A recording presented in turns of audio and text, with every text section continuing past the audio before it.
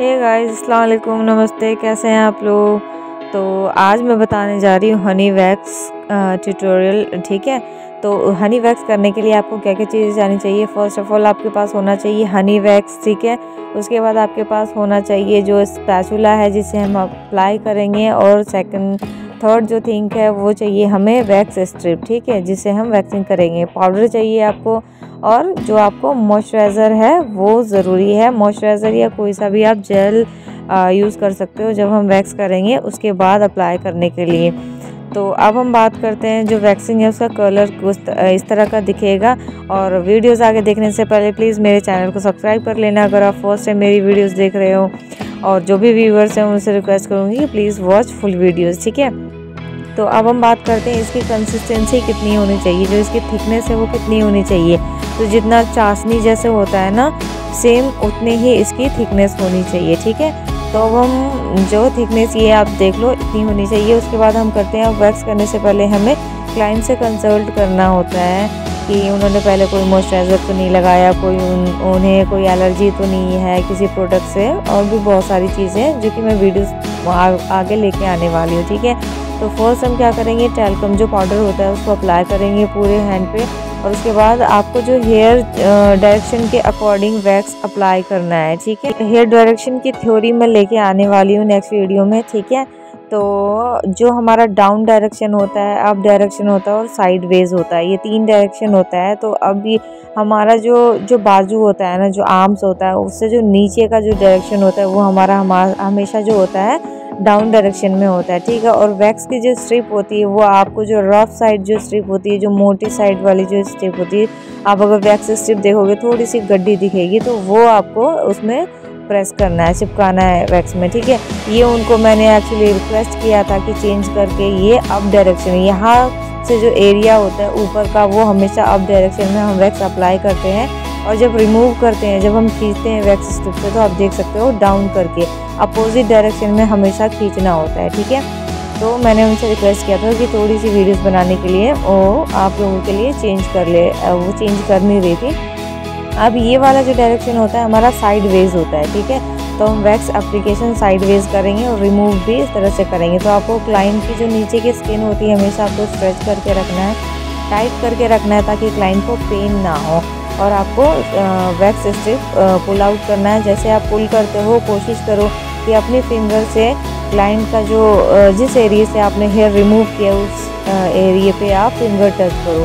उससे क्या होगा, क्लाइंट को जब एकदम से हेयर निकलेगा, पेन होगा, थोड़ी सी उनको सेंसेशन होगी, तो उनको थोड़ा रिलैक्स फील होगा। ठीक है, आप देख सकते हो इस तरह से इनके हेयर और टैनिंग दोनों ही रिमूव हुए बहुत अच्छे से। ठीक है, जब आप रेगुलर वैक्सिंग करने लगोगे, जब आपको एक्सपीरियंस हो जाएगा, तो आप कुछ इस तरह से भी वैक्स कर सकते हो कि आप बहुत ज़्यादा एप्लीकेशन कर लो वैक्स का, और उसके बाद आपको रिमूव करना है। लेकिन जब स्टार्टिंग हो तो आप कोशिश करो कि 2-2 इंच 3-3 इंच की छोटे-छोटे पैचेस, लाइक जैसे 3 इंच बहुत हो गए, 3 इंच की लेंथ में आपको वैक्स अप्लाई करना है और उसके बाद रिमूव करना है।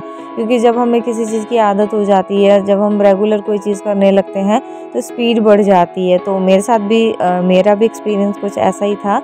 स्टार्टिंग में सब वैसे ही करते हैं, तो आप भी वैसे ही करो अगर आप फ्रेशर हो तो। ठीक है, अब बात करते हैं कि हमारा जो ये होता है, ये वाला पार्ट होता है एल्बो के पीछे वाला, तो ये जो हमारा डायरेक्शन होता है ये भी डाउन डायरेक्शन में होता है। तो आपको डाउन डायरेक्शन में वैक्सिंग अप्लाई करना है और अप डायरेक्शन में खींचना है। आप देख सकते हो मैं डाउन डायरेक्शन में मैंने वैक्स अप्लाई किया है और अप डायरेक्शन में मैंने खींचा है। ठीक है, अब हम आते हैं अंडर आर्म्स के जो हमारा ऊपर वाला पार्ट होता है, और एल्बो अच्छे से क्लीन करना है। एल्बो पे आपको अच्छे से वैक्स अप्लाई करके, क्योंकि एल्बो पे जो हमारा नी होता है, नी और एल्बो दोनों पे हमारे हेयर हो या ना हो, टैनिंग बहुत ज़्यादा होता है, तो वो टैनिंग अच्छे से रिमूव हो। ठीक है, इनके जो अंडर आर्म्स थे वो ये रेज़र यूज़ करते थे, तो रेज़र वाले अंडर आर्म्स पे आपको वैक्सिंग कैसे करना है वो मैं नेक्स्ट वीडियो में बताऊँगी।